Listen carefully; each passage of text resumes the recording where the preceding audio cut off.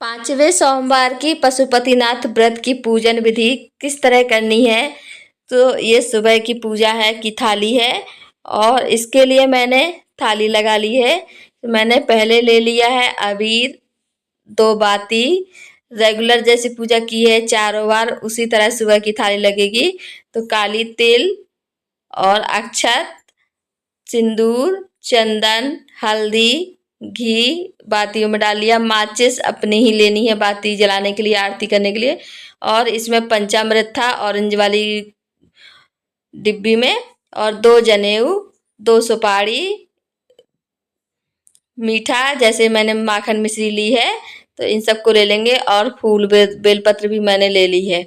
तो जो भी सामग्री लेनी है हम अपने ही लेनी है, ना हो तो आप अपने घर से ही लेके जाएं, ध्यान रखें और ध्यान से रहे। और जल चढ़ाने के लिए मैंने लोटा लिया है। मेरा मंदिर थोड़ा दूर है तो अकेले थाली उठाने में दिक्कत होती है, तो मैंने 5 जल बोतल में भर लिया है और लोटा ले लिया है चढ़ाने के लिए। और ये दिन की पूजा है, दिन में करेंगे और भगवान जी की पूजा करें। इसमें से आधी आधी सामग्री वहाँ चढ़ाकर आधी शाम के लिए वापस ले आएंगे। ये मैंने एक किताब रख ली है जिसमें आरती है। जैसे मैं आरती करती हूँ और कोई करने के लिए खड़े होते हैं तो उनको याद नहीं रहती है, तो उसके लिए मैंने आरती की ये बुक ले ली है, किताब ले ली है, जिससे आसानी होती है, अच्छे से आरती हो जाती है। और इस थाली को ढक दिया है। अभी मंदिर पहुंच गए हैं। मंदिर में मैंने पहले मंदिर को अच्छे से साफ किया है और जितने भी पहले पूजा करने वाले फूल बेलपत्र होती है इसको अच्छे से साफ कर लिया है।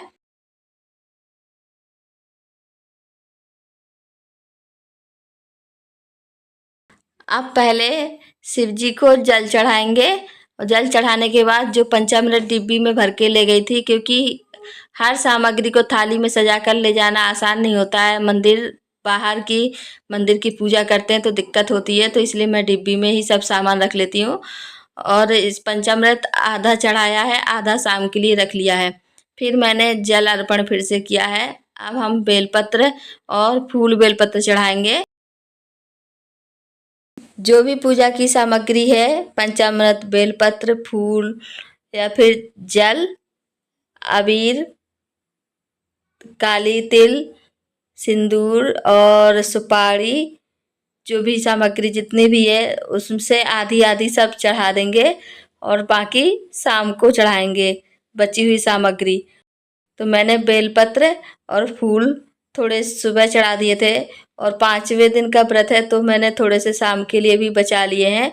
बेलपत्र आप चाहे 11 रख लीजिए या फिर ज़्यादा भी, जितने आपकी श्रद्धा हो और आपको मिल जाए। वैसे पूजा में प्रदीप जी महाराज जी ने बोला है कि जैसे गर्मियों में बेलपत्र नहीं मिलती है, ना भी हो तो आप दूबा चढ़ा के भी काम कर सकते हैं। कभी कभी बेलपत्र बहुत सारे लोगों को नहीं मिलती है और बेलपत्र सर्दियों में उपलब्ध होती है लेकिन गर्मियों में कम ही मिलती है। तो मेरे पास 11 से 12 बेलपत्र थी तो मैंने आधी सुबह अर्पण की है, आधी शाम के लिए रख ली थी। बस इसके साथ ही मैंने आरती के लिए बाती रखी है और गणेश गणेश जी को भी बाती रखी है। आरती की और आरती करने के बाद थोड़ी देर भगवान से बैठे और उनका नाम लिया और इनको 11 बार श्री शिवाय नमस्तुभ्यम बोला और थोड़ी देर वहाँ बैठने के बाद घर वापस आए। फिर दोपहर को जो भी आप चाहें फलाहार करें। हाँ, लेकिन नमक नहीं खाते हैं, फलाहार कर लें, हल्का फुल्का कुछ भी ले लें। फिर मैंने शाम की तैयारी और शाम की थाली मेरी तैयार है।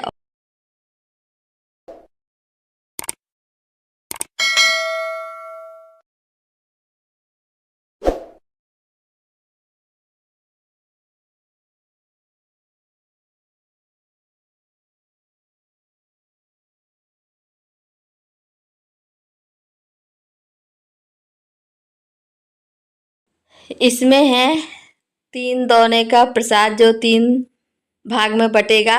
जो मैंने हलवा बनाया है वो 6 दिए और इसमें घी, मैंने दियों में घी नहीं डाला है और बाती भी रख लिए 6 और घी नहीं डाला है, वही मंदिर में डालूंगी। और पंचामृत जो सुबह का बचा हुआ था, बेलपत्र फूल जो सुबह के बची हुई थी, चावल, अक्षत चंदन टीका और काली तिल ये सुबह का बचा था, और ये माचिस।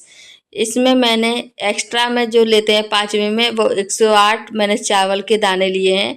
जो बड़े बड़े दाने चावल आते हैं वही ले लिए हैं, और 108 चावल के दाने ले लिए हैं। आपके पास कोई भी अन्न ले सकते हैं, लेकिन अक्षत अच्छे मानते हैं तो मैंने वही ले लिया। आप मूंग, चना और या फिर बेलपत्र, फूल कुछ भी ले सकते हैं। और मैंने दक्षिणा ले ली है, और एक और कुछ दक्षिणा मैंने नारियल में ले लिया है, जो मैंने धागे से बांध लिया है, रक्षा सूत्र से।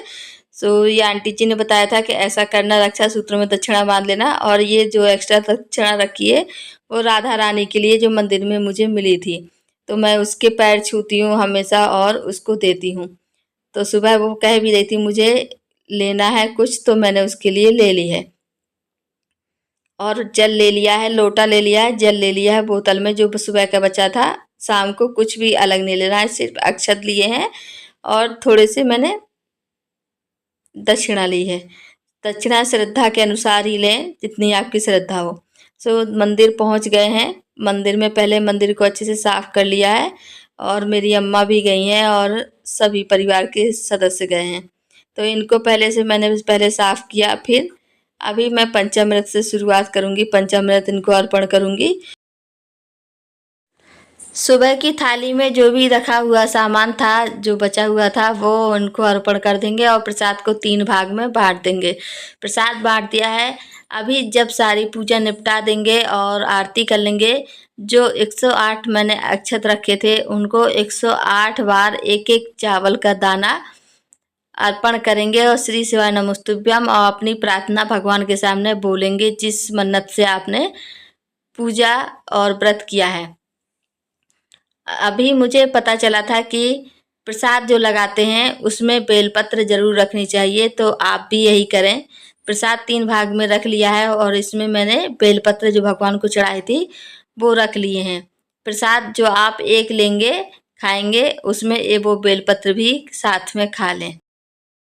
जो 6 दिए ले गए थे हम उनमें से 5 दियों को जलाएंगे और उसकी भगवान जी की आरती करेंगे। और जो एक दिया हमने नहीं जलाया है, वो बाद में पूजा करने के बाद थाली में रख के घर ले आएंगे। उसका क्या करना है आगे देखते रहिए। अभी हम थाली में एक दिया जला हुआ रख लेते हैं और आरती कर लेते हैं। सो मैंने आरती भी संपन्न कर ली। आपको वीडियो थोड़ी भी पसंद आ रही हो और थोड़ी भी हेल्प हो रही हो, तो आप अपने रिलेटिव्स के साथ और अपने फ्रेंड्स के साथ शेयर करें, और लाइक, शेयर और कमेंट्स जरूर करें। श्री शिवाय नमस्तुभ्यम जरूर लिखें। यूट्यूब में नए हो तो आप सब्सक्राइब भी कर लें।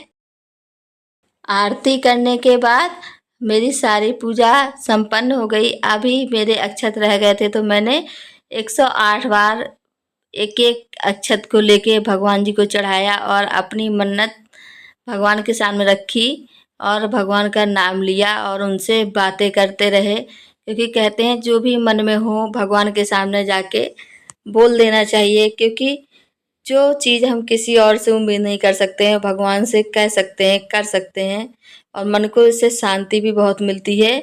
और ये भी लगता है कि कोई सुने ना सुने, भगवान सुनेगा ही। इसलिए इनको अपनी सारी इच्छा या फिर मन के कोई दोष या फिर आपको शिकायत हो सो बता दें। तो मेरी पूजा संपन्न हो गई और मैं निकली घर की तरफ। एक दिया और अपने हिस्से का प्रसाद लेके आई और अपनी राधा रानी के पैर छुए वहाँ मंदिर में।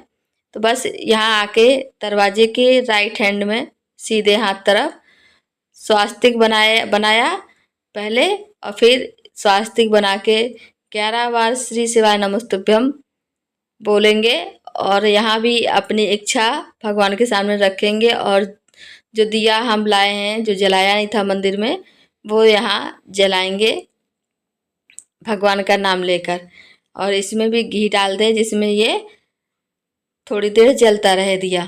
तो बस मैंने भगवान का दिया जलाया और घर के अंदर आ गई। बस ये है मेरे 5वें सोमवार के समापन विधि। और आप भी व्रत रहिए और भोलेनाथ आप लोगों की सारी इच्छा पूरी करे। जो भी जय भोलेनाथ लिखे और श्री शिवा नमस्तुभ्यम लिखे, उनकी सारी मनोकामना पूरी हो। सो मिलते हैं नेक्स्ट वीडियो में। बाय।